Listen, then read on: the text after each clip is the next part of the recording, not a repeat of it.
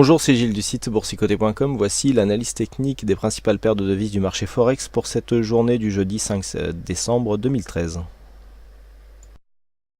Et nous débutons cette analyse avec l'euro-dollar. Donc suite à la phase de baisse ici que nous avions eu, qui avait inversé la tendance, puisque nous avions une rupture ici de la zone de support de trend moyen terme, et un dépassement de cette zone de point bas, eh bien nous avions un début de tendance baissière qui était en train de s'installer. Et puis suite à ce point bas, les cours ont commencé à rebondir. On a rapidement ici validé un dépassement des 23,6% pour venir tester le 38,2 qui a été cassé. On est revenu ici sur le 23,6 que l'on a confirmé comme zone de support. On a ensuite confirmé donc un contact avec le retracement des 50, retour sur le 38,2 qui lui aussi a été confirmé comme support, et ensuite on a validé donc une cassure du 50, donc test des 61,8%, retour cette fois-ci sur une zone horizontale à 1,3526, et aujourd'hui nous avons cassé ici ce retracement des 61,8% qui valide donc une possibilité de retournement et donc une possibilité aussi de retour ici sur la zone des 1,3832 qui correspond à la zone de point haut que l'euro-dollar, la paire de devises euro-dollar occupait fin octobre et donc qui pourrait nous donner un signal de retournement.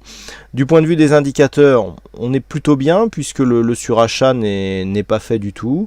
On est sous la zone de surachat sur le stochastique, le RSI, le MACD est en pleine dynamique à la suite de cette cassure où nous venons ici tester le haut du trend avec ici un contact avec cette zone de résistance haussière. Donc pour l'instant les cours sont relativement bien installés à la hausse. On a ici une phase d'exagération temporaire qui correspond à une hausse assez rapide de l'euro-dollar suite à la cassure de cette zone ici des 1,3627 qui était une zone d'invalidation à un possible retour du mouvement à la baisse. Donc là on invalide. En fait, on transforme le rebond technique en possible retournement. Suite donc au contact avec ces 1,3526, on valide une cassure avec les 1,3627 et donc on va inscrire de nouveau plus haut en direction des 1,3680. Donc une tendance qui se neutralise sur l'euro-dollar, qui était pourtant parti à la baisse et qui, d'un point de vue moyen terme, va maintenant chercher comme objectif cette zone des 1,3832. Sur le câble, par contre, la configuration est tout autre. Nous étions ici dans un trend haussier assez dynamique. On a eu un double contact ici sur cette zone des 1,6442. Et puis les cours ici sont revenus sur la zone de support. J'avais déjà signalé un petit affaiblissement ici de la tendance du fait que l'on cassait ici ce point bas significatif. Il y a un potentiel double top ici à valider sur une cassure de cette zone. Et c'est ce que l'on est en train de faire, puisqu'après ici ce contact qui aurait pu relancer une dynamique mais qui n'a pas été confirmé, on a refait ici un double contact sur la zone des 1,64 avant de redescendre. Là pour l'instant les cours ici sont sur la zone des 1,63, mais il semblerait que la dynamique soit perdue puisque nous avons ici une cassure de ce support oblique qui nous donne ici une phase de baisse, cassure ici de cette zone de point bas. Donc nous avons un potentiel ici entre 1,6346 et 1,6442. On a quasiment 100 pips. 100 pips ça fait 1,62 45, donc quasiment ici sur cette zone, quasiment ici sur la zone de point haut que nous avions eu sur cette phase de hausse. Donc il semblerait que la dynamique soit perdue. Sur la tendance directe, on a encore un petit peu de potentiel pour accentuer ce mouvement baissier.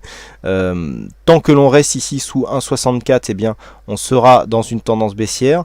Maintenant, par rapport au retracement de Fibonacci que je vais vous tracer tout de suite, voilà, nous avons ici des points à vérifier pour détecter une éventuelle phase de consolidation. Voilà.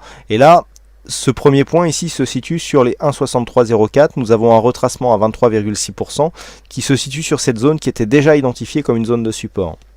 Donc là, il est possible sur une cassure de revenir sur cette autre zone de support à 1,6213 puisque nous avons un retracement de Fibonacci qui se trouve juste à côté à 1,38, la zone pardon des 38,2%. Donc là, on est sur une phase où le mouvement de consolidation peut s'enclencher. Donc ici sur une cassure du 23,6, objectif le 38,2 et bien sûr ce scénario est invalidé sur une cassure des 1,64,42. Et une configuration très ressemblante au câble sur le dollar yen, puisque nous avons ici sur cette phase de hausse un contact avec un point haut significatif et une phase de consolidation qui est en train de s'enclencher, puisque suite à la rupture ici de ce support oblique haussier qui définit ici la tendance haussière, eh bien nous avons une rupture en cours ici du retracement des 23,6%. On retrouve ici un contact avec cette zone des 101,70. D'ailleurs ce support est beaucoup plus significatif sur cette zone de point haut qui se situe voilà sur et qui retrouve du coup le retracement des 23,6%. Donc on est en train de casser ici cette zone avec un objectif donc sur le retracement des 38,2% de Fibonacci qui se trouve à 100,92. Et je rappelle que nous avons ici une résistance qui a été pas mal jouée à une époque, c'est celle des 100,80. Donc là, sur l'objectif, eh bien, on va rejoindre la zone des 101, ce qui validera eh bien, une sortie de cette tendance haussière. Du point de vue des indicateurs, alors c'est assez spécial cette tendance. On a quelque chose de peu dynamique ici sur le RSI, idem sur le stochastique, puisqu'on a invalidé en cours de route le signal. Et un MACD qui est déjà sur sa zone basse, mais qui est très hésitant, qui nous fait des notes de piano ici. Donc une grosse pression quand même qui s'exerce, puisque malgré une belle amplitude ici sur ce MACD, on continue à descendre. Donc attention, on pourrait enclencher et même accélérer en direction des 101 $. Donc pour l'instant, le biais est baissier. On est bien ici entre la moyenne mobile 20 exponentielle et la bolle inférieure. Et on voit ici cette bolle inférieure qui commence à s'infléchir, commence à prendre une course ici très dynamique et qui devrait donc déboucher sur une phase de consolidation. Donc l'objectif se situera à 100,92. Voilà ce que nous pouvons dire sur l'analyse technique de ces principales paires de devises du marché Forex. Il ne me reste plus qu'à vous souhaiter à toutes et à tous une bonne soirée, bonne chance dans vos prochains trades. Et on se retrouve donc dès demain pour d'autres analyses techniques en vidéo. Bonsoir à tous.